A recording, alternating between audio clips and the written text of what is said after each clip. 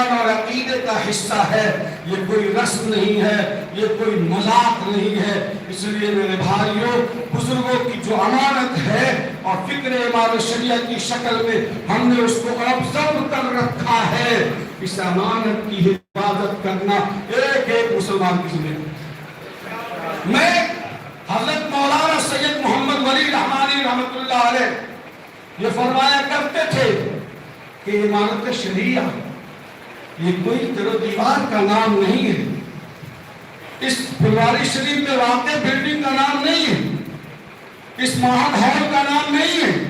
امانت شریعہ ایک فکر ہے، اور یہ فکر مدھوبنی اور چمپارن کے اس مسلمان کے قلب و جگر میں ہے۔ یہ امانت شریعہ چلتی پھرتی امانت شریعہ، یہ فکر جھارکھنڈ کے اس مسلمان کے قلب و جگر میں ہے، وہ اپنی ذات میں امانت شریعہ ہے۔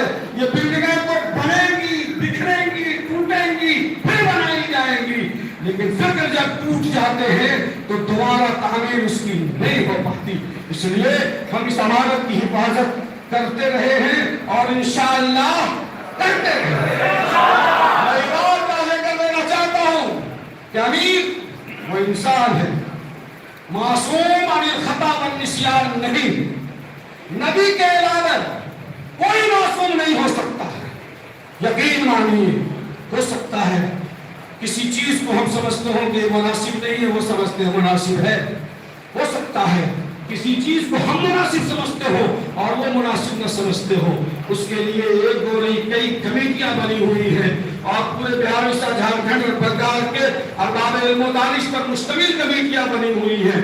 آپ اپنی بات کو رکھیے، ہمیں پورا حق ہے کہ جیسے سیدنا عمر فاروق کے دامن کو ایک دیہاتی نے بھرے مجمع نے پکڑ کے سوال پوچھ لیا، میں پورے وثوق کے ساتھ علماء اور قضات کے درمیان یہ بات کہتا ہوں، اگر کوئی واقعہ ہے جو امت کے مفاد میں ہے اور ہونا چاہیے، آپ حضرت امیر شریعت سے عرض کیجئے، وہ سنیں گے اور حل نکالیں گے۔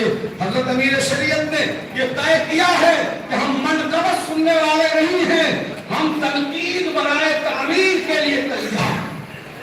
شرط یہ ہے کہ تنقید برائے تخریب نہ ہو، ورنہ یاد رکھیے ہم اس کے خلاف آخری دیوار بھی ہیں۔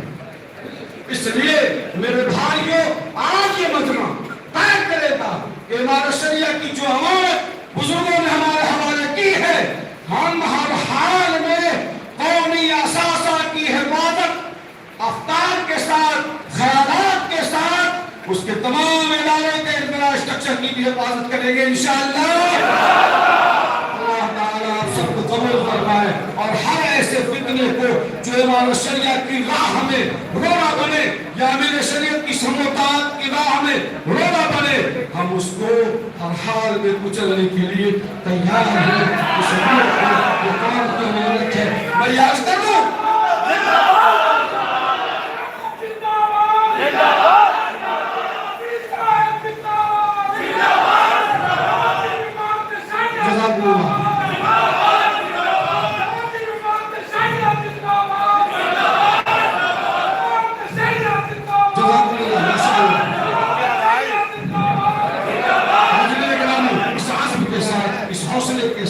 یہ کارواں اپنے مخدوم کی قیادت میں چل رہا ہے اور انشاءاللہ چلتا رہے گا۔